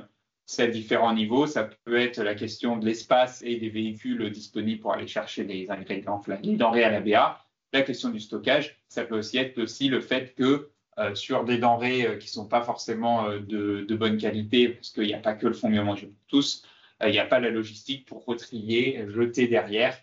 C'est énormément de temps et éventuellement de frais aussi de retrier les fruits et légumes. Donc, certaines associations, en fait, l'ont fait par le passé et puis ont décidé d'arrêter parce que c'était tout simplement trop lourd. Je crois que nous avons fini avec notre présentation. Peut-être vous dire voilà, que la suite, ça va être de co-construire aussi les recommandations avec l'ensemble des associations pour travailler, voilà, continuer cette dynamique partenariale et travailler les recommandations en collectif. Et puis, après, ça va être d'étendre aux autres départements de PACA cette enquête avec le retour d'expérience pour avoir une vision globale sur toute la région. Je vais juste ajouter, on a oublié de les citer, mais on est épaulé dans le Vaucluse par l'ANSA, également. Oui. Merci pour cette présentation. Il y a des petites questions dans le chat. Justement, par rapport à l'enquête, une fois qu'elle sera finalisée, quelqu'un veut savoir s'il sera possible de se la procurer, si elle sera publiée quelque part. Et il y a une autre question sur, est-ce que vous savez s'il y a ce même type d'enquête ailleurs en France et particulièrement dans la région Auvergne-Rhône-Alpes? Alors, pour la seconde question, j'ai échangé dernièrement avec Madame Françoise de Sertine, qui est l'ancienne présidente de la Banque alimentaire de l'Isère, qui gère un peu le projet Mieux manger pour tous dans la région Aura. Il me semble qu'ils ont mis en place une enquête, mais vraiment spécifique Mieux manger pour tous. Alors, je sais qu'ils ont procédé à l'enquête. Alors, est-ce que j'ai pas vu les résultats? Ça va peut-être paraître bientôt, mais oui, il y a une démarche aussi, mais très spécifique, là, cette fois-ci, au programme Mieux manger pour tous. Et pour répondre à la première question, oui, c'est une enquête comme toutes celles que fait Action contre la faim, qui a vocation à être diffusée, à permettre aussi l'échange de pratiques, de stimuler d'autres acteurs, d'inspirer. Après, c'est toujours la question, il y a beaucoup de rapports, d'informations qui sortent et c'est difficile pour les gens de tout suivre. Alors peut-être que ce réseau-là pourra aussi faire l'objet un peu d'une diffusion une fois que l'enquête sera faite. Mais elle sera diffusée, oui, tout à fait. Très bien, merci pour vos réponses. Je ne sais pas si vous avez d'autres questions à écrire dans le chat, mais si ce n'est pas le cas, merci à tous les trois pour votre intervention. Mariam, oui. Excuse-moi, juste Nicole Darmon, dans l'espace de conversation, a apporté une précision sur les chiffres pour la connaissance de la recommandation fruits et légumes. Donc, Nicole précise en moyenne 71% des adultes la connaissent, 66,6% parmi ceux qui ont un niveau d'études inférieur au bac et 75,6% parmi ceux qui ont plus que le bac. Donc, il y a aussi la référence qui a été ajoutée par Nicole. Merci, Nicole. Juste pour ce qui est des recommandations que je vous ai diffusées tout à l'heure, les pourcentages, c'est pas évident, je suis d'accord aussi avec Nicole, d'avoir des chiffres fiables parce que nous, c'est ceux qu'on distribue. Mais après, on a des associations qui se servent aussi, qui ont d'autres sources d'approvisionnement également. On est une région productrice, donc c'est pas simple d'avoir, oui, des chiffres totalement fiables. Merci pour cette précision, David. Oui, Nicole, est-ce que vous souhaitez ajouter quelque chose ou... C'était aussi pour dire que, voilà, pour les fruits et légumes, donc le message, il est vraiment bien passé et il n'y a pas tellement de différentiel social. En revanche, il n'y a que 23% des personnes en France qui atteignent les 5 fruits et légumes et ce pourcentage, il est d'autant plus faible que le statut social est faible. D'accord. Merci, Nicole. Du coup, nous allons passer donc maintenant la parole à Laurent Périca, chef de projet au service agriculture et alimentation du PAT du pays de Fayence. Donc, Laurent sera accompagné de Christian Berzan, qui est coprésident du Relais Solidarité du pays de Fayence, Aurélie Dumartin, qui est présidente de l'association La Campadou Thierry Nourricier, et Patrick Auroux, qui est secrétaire de cette même association, La Campadou Thierry Nourricier. Donc, ils vont nous témoigner d'une action qu'ils ont réalisée en pays de Fayence. Bonjour à tous, c'est Laurent Périca, je suis chef de projet donc, pour le PAT du pays de Fayence. Et aujourd'hui, on va vous proposer un retour d'expérience, en sachant que ce retour d'expérience est limité par essence, puisqu'on s'est lancé dans la dynamique du mieux manger pour tous en janvier 2025. Donc, on ne va pas vous présenter un retour d'expérience sur des résultats d'action, mais plutôt sur les premiers retours d'une initiative qui s'est lancée et une initiative qui vise en fait à mettre en place une démarche d'adaptation de notre structure, opérateur local de lutte contre la précarité et d'adaptation aux besoins des bénéficiaires. Et donc pour présenter cette démarche, comme vous pouvez le voir, démarche partenariale, je suis accompagné donc, du Relais Solidarité. Christian, si tu veux te présenter. Oui, Christian Berzan, je suis vice-président du Relais Solidarité. Je présente l'association. Oui, si tu veux. Donc, deux petits mots sur notre association, donc une association d'aide alimentaire, donc qui existe depuis plus de 30 ans. C'est une association loi de 1900. Donc, actuellement, on aide 245 familles, ce qui représente un petit peu plus de 520 personnes. C'est une association qui fonctionne essentiellement sur du bénévolat, 40 bénévoles, ce qui représente 10,5 emplois à temps plein. Donc, on fonctionne essentiellement sur la ramasse, 3 ramasses par semaine, les lundi matin, mercredi matin, vendredi matin, et on fait une distribution le vendredi après-midi. C'est une distribution par drive. Donc, on est une association on respecte les régimes alimentaires, hein, de toutes sortes. Hein. Donc chaque panier est constitué donc de fruits et légumes, de laitage, de charcuterie, de produits. La deuxième partie. Ah, ouais. Et ensuite, donc, on est accompagné également de l'association du tiers-lieu nourricier de la Campadou. Aurélie, non, il n'y a pas de souci. Si vous voulez rapidement présenter un petit peu la vocation de l'association, en 2 mots, la présidente. Oui, merci Laurent. Donc Aurélie Trimartin, donc je suis présidente de l'association La Campadou. C'est un tiers-lieu nourricier en Pays de Fayence, du coup. Pour l'instant, hors les murs, donc on mène différentes actions sans avoir de locaux, ce qui n'est pas plus mal. Et donc je suis accompagnée par Patrick Courreau, qui est secrétaire, et Martine Métritou. Et on vous présentera les projets qu'on a commencé à développer sur le canton de Fayence. Parfait, merci bien. Au programme de l'intervention, 3 parties. Première partie, on va rapidement vous présenter l'esprit de la démarche. Donc, ce projet financé par la DRET dans le cadre du Mieux Manger pour tous. Nous, on l'a intitulé Mieux Manger pour et par tous en Pays de Fayence. Ensuite, je laisserai la parole à Christian, donc, du Relais Solidarité, pour présenter la première récolte de ce qui a été initié en matière d'adaptation de l'offre alimentaire locale aux besoins des bénéficiaires. Et puis ensuite, on finira par ce qu'a évoqué Aurélie, c'est-à-dire ce que propose le tiers-lieu nourricier La Campadou et le projet plus particulièrement de panier solidaire. Donc très rapidement sur le profil du Pays de Fayence, pour dresser des caractéristiques un peu territoriales, nous on est une petite intercommunalité, ce qui facilite évidemment la coopération intersectorielle ou interopérateur. Sur les chiffres clés du Pays de Fayence, donc 9 communes, la plus grosse commune c'est Montauroux, 6 000 habitants, population totale 28 000 habitants. On a des indicateurs socio-économiques qui sont, on va dire, plutôt globalement favorables au regard des données VAR et des données PACA. Mais après, évidemment, on a quand même des vulnérabilités, et plus particulièrement sur les enjeux d'accès au logement, l'isolement des publics les plus âgés, la précarité liée à la mobilité et sur l'accès aux droits et accès aux soins. Donc, on a toutes les caractéristiques d'un territoire touristique, entre guillemets, résidentiel, et rural, avec les enjeux et la nature des vulnérabilités. Sur le secteur et dynamique locale en matière de lutte contre la précarité alimentaire, donc on l'a évoqué rapidement, le Relais Solidarité, qui est notre opérateur unique et historique en Pays de Fayence. Ça fait plus de 30 ans qu'ils existent. Distribution hebdomadaire, le vendredi après-midi sous forme de drive. En sachant que déjà, dans l'histoire de l'association, il y a une première prise en compte des attentes bénéficiaires, puisqu'à l'inscription des bénéficiaires, il y a déjà la prise en compte des préférences alimentaires. Colis approvisionnés par les ramasses, voilà les chiffres de fonctionnement.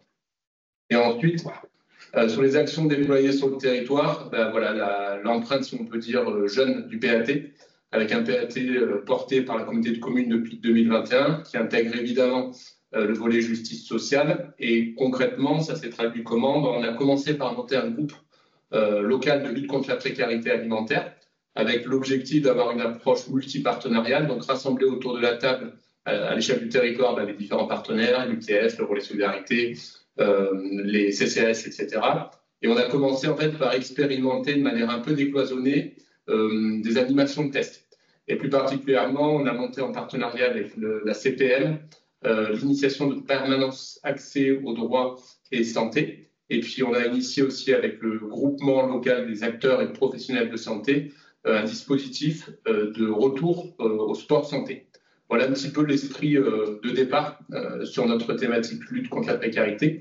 Autre élément aussi qui explique la dynamique locale, c'est qu'on a lancé un conseil local de l'alimentation dans le cadre du PAT, et dans le cadre de ce conseil local, il y a eu un besoin et a été créé donc ce tiers-lieu nourricier, La Campadou, qui est aujourd'hui représenté et qui intègre un volet alimentation durable pour tous. Et puis ensuite, 2025, donc on a déposé ce dossier Mieux manger pour et par tous en Pays de Fayence. Concrètement, sur ce projet Mieux manger pour et par tous en Pays de Fayence, les objectifs étaient d'améliorer la connaissance et les attentes des publics bénéficiaires, essayer de participer à la sortie de situation par de nouvelles formes d'accompagnement et inciter à la participation des bénéficiaires et plus largement retisser ou reconnecter le champ de la lutte contre la précarité alimentaire avec les autres acteurs de l'écosystème de l'alimentation durable, c'est-à-dire les agriculteurs, les institutions, etc.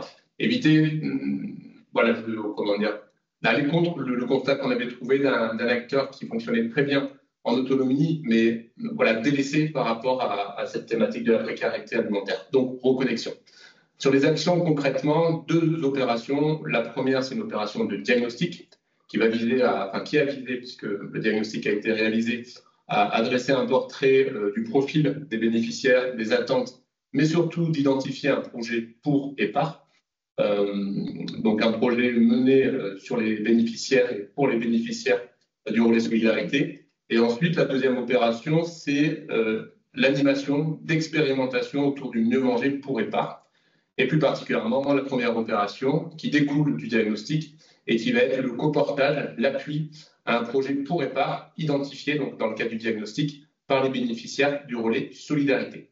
Très rapidement, avant de vous présenter, donc par le biais de Christian, le projet pour et par qui a été identifié, les données du diagnostic qui appuient ce projet pour et par ont été évaluées donc, dans le cadre de cette enquête, la satisfaction des bénéficiaires au regard du fonctionnement du relais solidarité. Donc, dans la globalité, une satisfaction générale des bénéficiaires, mais à la marge, des choses intéressantes, des enjeux que le relais solidarité a pris en compte dans le cadre de son futur projet, et plus particulièrement des contraintes des bénéficiaires sans moyen de locomotion pour accéder au relais solidarité et à la distribution, et puis pour les difficultés pour les personnes en emploi. Autre limite évoquée, le fait de ne pas pouvoir choisir les produits qui sont distribués, le temps d'attente sur place, l'équipe d'attente. Voilà pour les éléments de satisfaction. Sur les pistes d'amélioration, sont ressortis la modification des horaires et des jours de distribution, la réduction du temps d'attente. Et les 2 autres données qui ont donc fondé le projet que Christian va présenter, c'est le degré de satisfaction au regard de la qualité. Donc, globalement, les bénéficiaires plutôt satisfaits, néanmoins, encore une fois, à la marge des enjeux à prendre en compte. Sur la qualité des fruits et des légumes, considérés comme variables par les bénéficiaires, la date des produits de consommation courte ou dépassée sur ce qui est distribué, faible qualité nutritionnelle, donc des éléments phares à intégrer dans le projet pour et par. Et après, sur les pistes donc, de projet pour et par, les bénéficiaires ont retenu en majorité l'envie de participer à une évolution du relais solidarité vers une forme d'épicerie sociale et solidaire à hauteur de 45%. Et après, si on ressortit les idées de chèque alimentaire, de jardin nourricier. En sachant que ce qui est à noter dans le cadre de l'étude, c'est que la terminologie épicerie sociale et solidaire a été invoquée parce que c'est un terme qui revient assez fréquemment, mais que le projet que le relais solidarité va vous présenter est hybride et assez innovant, si on peut dire. Voilà pour les éléments du diagnostic. Donc, une première échelle de prise en compte du besoin des bénéficiaires. Pour la deuxième échelle, je laisse Christian et Marie-Christine présenter donc la nature du projet pour et par qui découle du diagnostic. Alors, donc nous, ce projet, il est assez simple. Il s'appuie vraiment sur ce que nous ont dit nos bénéficiaires lors de cette enquête de l'ANSA. On a retenu 3 choses qui sont importantes pour nous, qui à nos yeux sont importantes et sur lesquelles on a avancé. C'est on attend trop longtemps. On a les fruits et les légumes, puisqu'on en parle beaucoup, sont fatigués. Et puis, on a des problèmes de péremption. Alors, il est vrai qu'actuellement, de par notre mode de fonctionnement, puisqu'on fait des ramasses les lundis matin et mercredis matin, quand on distribue le vendredi après-midi, il est vrai que certaines denrées, notamment les fruits et légumes, manquent de fraîcheur. Malgré qu'on soit équipé aussi bien en camion frigorifique Quand chambre froide, on a dit congélateur, on a dit réfrigérateur. Donc, ce n'est pas du tout une problématique, je dirais, de conserver les aliments, c'est plutôt la durée dans le temps. Ce qui est dommage, c'est qu'on a des magasins qui nous donnent le plus souvent des fruits et des légumes qui sont plutôt en très bon état, avec celui qui nous vend le plus, avec un tri qui n'est pas important. Voilà. Et donc, notre idée, et j'oublie le fait que les bénéficiaires nous ont aussi dit qu'ils n'avaient pas le choix des aliments, hein, malgré qu'on respecte les régimes alimentaires. Celui qui dit qu'il veut de la viande, par exemple, c'est nous qui allons choisir la viande, ce n'est pas la personne qui va la choisir. Donc là-dessus, on a aussi à s'améliorer. Donc en fait, notre projet il est assez simple et c'est là que rentre en ligne de compte aussi notre projet et l'articulation autour du projet Mieux manger pour tous et par tous dans le Pays de Fayence. C'est de se dire qu'on a peut-être l'opportunité de donner des produits donc qui seront donc pas de meilleure qualité, mais qui sont plus frais en ouvrant le relais solidarité 3 jours par semaine, notamment les après-midi du lundi, puisqu'on fait la ramasse le matin. Idem le mercredi et idem le vendredi. Donc, quand je dis ouvrir le relais, c'est abandonner la distribution par drive et puis c'est surtout laisser la possibilité aux bénéficiaires de rentrer dans le relais de solidarité et choisir parmi tout ce qu'on a ce qu'ils veulent acheter, moyennant bien sûr un poids moyen qui est celui qui correspond au ramasse d'aujourd'hui. Voilà. Donc voilà un deuxième élément lié au programme qui est animé donc de prise en compte du besoin bénéficiaire et qui va se traduire par le montage d'un projet. Donc désolé, on ne peut pas vous en donner plus pour le moment puisque ça a été validé la semaine dernière en copile, mais voilà l'esprit que ça prend. Après, une troisième échelle de prise en compte du besoin et des attentes bénéficiaires. Et là, je vais laisser la parole donc à la Campadou sur le projet qui est développé en partenariat sur les plannings solidaires. Donc l'association La Campadou a été créée du coup il y a moins d'un an. Donc le but, donc ses objectifs, eh bien c'est mieux manger, plus local, plus de partage. Donc il y a que 5 associations qui sont cofondatrices de La Campadou. Et ce sont des associations qui, elles, sont implantées depuis très longtemps sur le territoire. Voilà. Donc, on a 3 axes de développement qui sont tout d'abord donc les semences paysannes. Donc ça, c'est un atelier avec des paysans, les maraîchers qui travaillent sur les semences paysannes. Il y a un autre axe de développement qui est sur la sensibilisation dans les villages autour de plusieurs axes, donc des ateliers en médiathèque pour toucher plutôt les scolaires et les enfants, des conférences pour toucher plus les adultes. Et voilà. Et également, donc, le dernier axe, ce sont les paniers solidaires. Alors, ces paniers solidaires, ils sont plutôt dans un axe de complémentarité avec ce que fait le relais solidarité. C'est-à-dire qu'au niveau du relais, ce sont des gens qui sont vraiment en grande précarité. Et après, il se trouve qu'en discutant avec justement le relais solidarité, quand les gens sortent du dispositif avec le relais solidarité, ils se retrouvent avec tout, c'est plus rien en fait. Soit ils ont de l'aide avec le relais, soit à partir du moment où ils sont retournés dans une socialisation, dans un travail et tout, ils se retrouvent à plus être pris en compte dans les chiffres du relais. Et du coup, là, il y a une fenêtre, on va dire, pour continuer à accompagner ces personnes-là. Grâce à la distribution de paniers hebdomadaires, en accompagnant 5 familles sur des paniers frais locaux par des producteurs, des maraîchers.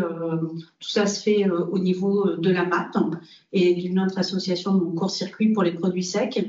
Et le but, c'est d'avoir une sociabilisation, les traiter comme les autres Amapiens, comme des personnes lambda. Et on a adapté du coup le prix des paniers pour le reste à charge des familles, qui est uniquement 15% du prix du panier dont ils vont bénéficier. L'intérêt également, c'est d'avoir un atelier de cuisine pour réapprendre, pour pour repartager les savoirs culinaires que nous avons par rapport à des légumes frais. C'est quelque chose qui se perd assez vite. Donc, l'intérêt, c'est d'avoir des ateliers de cuisine avec l'intervention de nutritionnistes et ces familles, du coup, seront accompagnées avec un système d'ambassadeurs quand, au bout de 6 mois, on changera de famille. Les anciennes familles continueront donc à faire le lien avec les nouvelles. Voilà. Donc ça, c'est un projet qui, normalement, devrait se mettre en place, je dirais, novembre. En sachant que c'est un projet qui est financé par le GAP Leader, donc le surfinancement européen. Merci. Donc voilà, en conclusion, encore une fois, le retour d'expérience bénéficie d'un temps de recul très très limité, puisqu'on a lancé cette première opération de diagnostic, ça a été rendu la semaine dernière. On a un premier projet pour EPAR, donc, qui atteste de cette envie de l'association de se lancer vraiment dans un process de prise en compte des attentes et des besoins des bénéficiaires. La démarche déjà en elle-même, le diagnostic, c'est le début, enfin c'est l'initiation. Donc aujourd'hui, on n'a pas de résultats concrets à vous présenter, mais en tout cas, l'intention et la terme d'intention autour de la table de participer à cette dynamique-là. On peut néanmoins avoir quelques premiers enseignements sur l'expérience. Donc, comme je vous le disais, on valorise plus une démarche, un état d'esprit initié par la structure, et ça nécessite des conditions de réussite. C'est-à-dire que pour se lancer dans cette stratégie d'adaptation, pour la structure, ça nécessite d'avoir une posture de souplesse, d'agilité et d'accepter comme ça de faire un pas de côté par rapport à l'activité traditionnelle et de se décentrer de sa mission première. Si on prend le bénévole au relais solidarité, il n'a pas signé pour faire passer des questionnaires. Par contre, il a signé pour préparer des colis, etc. Et ça, c'est la preuve que le relais solidarité a cette souplesse et cette agilité en ayant choisi de se lancer dans cette démarche. Le deuxième élément, c'est que quand on souhaite se lancer dans une stratégie d'adaptation comme ça nécessite en fait de démultiplier les médiations avec les bénéficiaires et les moyens d'aller au-devant des bénéficiaires. C'est-à-dire que là, le relais solidarité, sur les derniers mois, dans cette stratégie, il y a eu des permanences avec les CPM, donc il y a eu des détections, il y a eu des périodes de questionnaires. Donc il y a eu vraiment une multiplication des moments où on sort du schéma traditionnel par rapport aux bénéficiaires et où on cherche en fait à recueillir le besoin. Et l'autre enseignement qu'il faut en tirer, donc il faut multiplier, si on veut que ça réussisse, ces moments d'échange, de recueil, etc.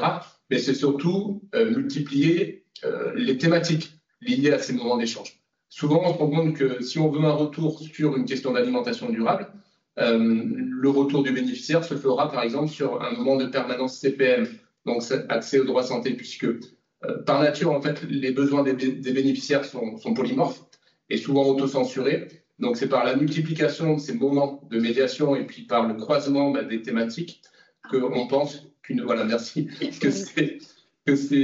la stratégie d'adaptation peut s'avérer pertinente. Voilà, donc nos conclusions assez modestes par rapport à la durée du projet, mais ambitieuses par rapport à l'envie de mettre en place et de s'adapter. Merci. Merci beaucoup pour cette présentation. Très intéressante. Voilà. Est-ce qu'il y a des commentaires, des questions? N'hésitez pas. Oui, moi je veux bien faire Oui, un Nicole. commentaire. Oui. En fait, tout ce qu'on retire là de ce qui a été dit cet après-midi des fruits et légumes, c'est quand même, effectivement, c'est pas très étonnant que la fracture se concentre sur les fruits et légumes du fait de leur périssabilité, de leur qualité inconstante.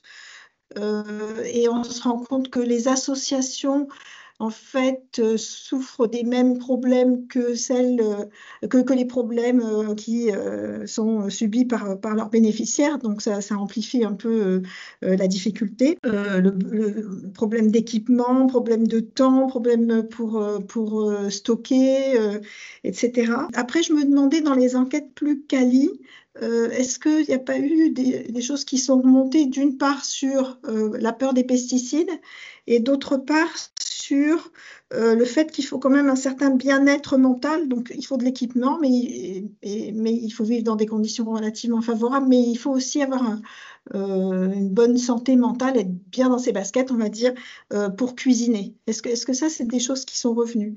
Nous, à notre niveau, enfin, sur le diagnostic, la question des pesticides, elle n'est pas du tout ressortie. C'est pour ça que c'est intéressant ce que vous notiez, on n'y pensait pas du tout.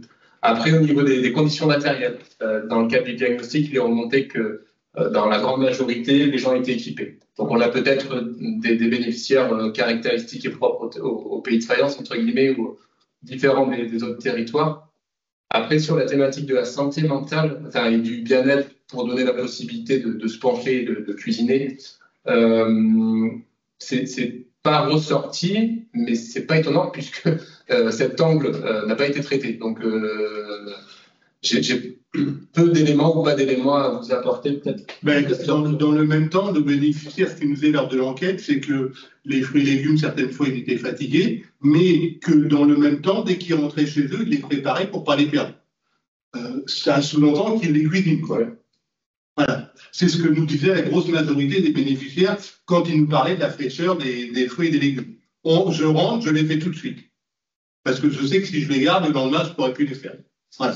Ce qui semble dire qu'il y a plutôt pas trop de soucis au niveau du relais solidarité sur cette question-là, ou en tout cas au niveau des personnes questionnées, quoi. Merci. Alors, Peggy, vous souhaitez prendre la parole? Oui. Oui, juste je trouve que les explications qui ont été données par les retours d'expérience des différents projets, en fait, montrent bien que pour pouvoir réfléchir à comment faire différemment, c'est hyper important de ne pas être isolé et que les acteurs entre eux réfléchissent entre eux, travaillent avec les bénéficiaires, les personnes concernées. Et donc vraiment, c'est important ce qu'a pu dire Laurent Pérical, le pas de côté.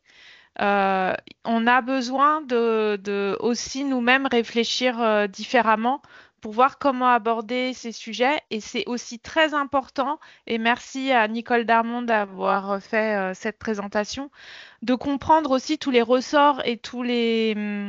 de quelle manière en fait nos habitudes de consommation sont aussi beaucoup induites par voilà, où est-ce qu'on se situe et tout ça. Donc en fait, je pense que pour les acteurs, parce que ça peut paraître parfois être une espèce de mur devant eux pour savoir par quel bout prendre les choses, on voit que il faut surtout pas rester dans son coin et rester un acteur isolé. Même si ça prend du temps, ça donne aussi de la force de travailler en collectif. Donc, je réitère, n'hésitez pas à contacter vos relais PAT qui peuvent eux-mêmes faciliter la mise en lien et avoir cette approche transversale et systémique de l'ensemble du système et faire que des acteurs qui juste là n'étaient peut-être pas identifiés par les acteurs de l'aide alimentaire puissent être associés aussi à cette réflexion de changer de pratique. Et l'enjeu fruits et légumes, c'est bien pour ça que à travers Mieux manger pour tous, mais aussi dans tous les programmes qui peuvent être faits. J'ai pas parlé du levier en dehors des PAT, mais il y a aussi la restauration collective qui peut être un levier fort de lutte aussi contre les inégalités et la précarité alimentaire. Il y a des programmes aussi qui favorisent le fait de permettre d'avoir accès à des fruits et légumes et que les cantines scolaires puissent bénéficier de subventions pour favoriser l'accès aux fruits et légumes pour l'ensemble des enfants qui ont accès aux écoles, aux cantines scolaires. Donc voilà, je pense qu'il y a un besoin de travailler en collectif et également avec une vision transversale. Voilà, merci. Merci Peggy pour ces précisions. Donc, nous arrivons à la fin de notre webinaire. Nous vous remercions tous pour votre présence et votre attention. Un très grand merci aussi aux intervenants pour les présentations de grande qualité et un remerciement tout particulier à la DREETS, la DRAF et l'ADEME. Pour rappel, du coup, tous les documents qui vous ont été présentés et toute la bibliographie qui vous a été transmise par Gaëlle Lours dans la conversation vous sera également transmise par mail.